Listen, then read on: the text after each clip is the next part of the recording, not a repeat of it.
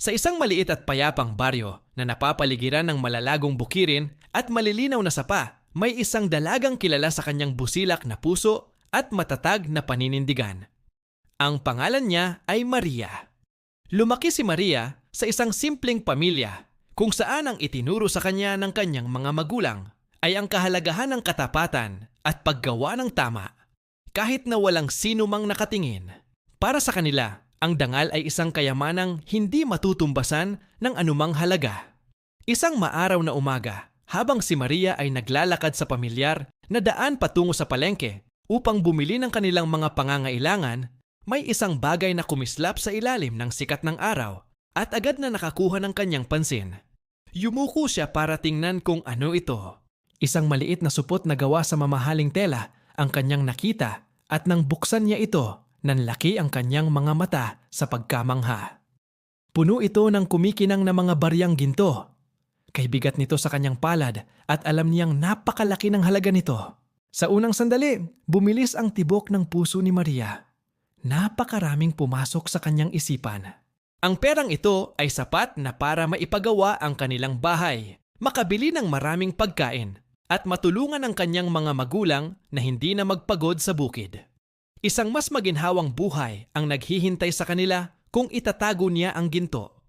Walang sino man ang nakakita sa kanya. Walang makakaalam.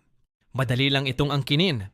Ngunit habang hawak niya ang supot, tila naririnig niya ang mga pangaral ng kanyang ama at ina. Ang yaman na hindi galing sa pawis ay hindi nagdudulot ng tunay na kaligayahan. Wika ng mga ito sa kanyang isipan. Alam ni Maria kung ano ang tamang gawin. Mabilis niyang isinara ang supot at sa halip na tumuloy sa palengke, nagmamadali siyang naglakad patungo sa bahay ng kapitan ng kanilang baryo. Alam niyang ang kapitan ang tamang taong lapitan para matulungang maibalik ang ginto sa tunay na may-ari. Habang naglalakad, iniisip niya kung gaano kalungkot at gaano nababagabag ang taong nawalan nito. Marahil, ito ay pinag-ipunan sa loob ng mahabang panahon o para sa isang mahalagang pangangailangan. Ang pag-aalalang iyon ang lalong nagpatatag sa kanyang desisyon. Pagdating niya sa bahay ng kapitan, magalang siyang kumatok at ipinaliwanag ang nangyari. "Kapitan, magandang umaga po. Habang naglalakad po ako sa daan, natagpuan ko po itong isang supot ng ginto. Hindi po ito sa akin at nais ko po sanang ipagkatiwala sa inyo para matulungan tayong mahanap ang tunay na may-ari."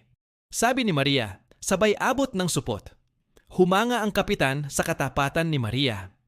Kinuha niya ang supot at sinabing, "Isang kahangahangang gawa ang iyong ipinakita, Maria. Huwag kang mag-alala. Gagawin ko ang lahat para maibalik ito sa kung kanino man ito nararapat. Ang iyong katapatan ay isang magandang halimbawa para sa ating lahat dito sa baryo." Ipinaalam agad ng kapitan sa buong komunidad ang tungkol sa nawawalang supot ng ginto at hindi nagtagal, kumalat ang balita. Kinahapunan, isang mayamang mangangalakal mula sa kabilang bayan ang dumating sa bahay ng kapitan, balisang-balisa. Siya pala ang nawalan ng ginto habang naglalakbay. Nang ilarawan niya ang supot at ang eksaktong laman nito, walang duda na siya nga ang tunay na may-ari. Ibinigay ng kapitan ang ginto sa kanya at hindi maipinta ang kagalakan sa mukha ng mangangalakal. "Salamat po, kapitan. Akala ko ay hindi ko na ito makikita pa. Napakahalaga nito sa akin," sabi ng mangangalakal. Tinawag ng kapitan si Maria. "Heto si Maria, ang matapat na dalagang nakakita ng iyong ginto." Pagpapakilala ng kapitan. Tiningnan ng mangangalakal si Maria nang may malaking pasasalamat at paghanga. "Hija, hindi ko alam kung paano kita pasasalamatan. Sa panahon ngayon, bibihira na ang mga taong katulad mo. Dahil sa iyong katapatan, nais kong bigyan ka ng gantimpala." Kumuha ang mangangalakal ng ilang piraso ng ginto mula sa supot at iniabot ito kay Maria.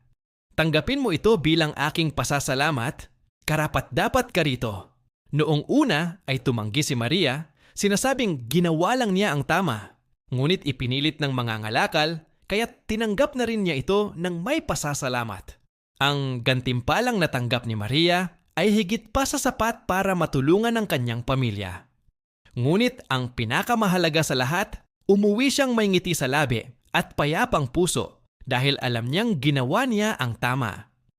Ang kwento ng katapatan ni Maria ay mabilis na naging bukambibig sa buong baryo. Siya ay naging isang inspirasyon sa lahat. Dito natin makikita na ang pagiging matapat ay isang birtud na laging nagbubunga ng mabuti.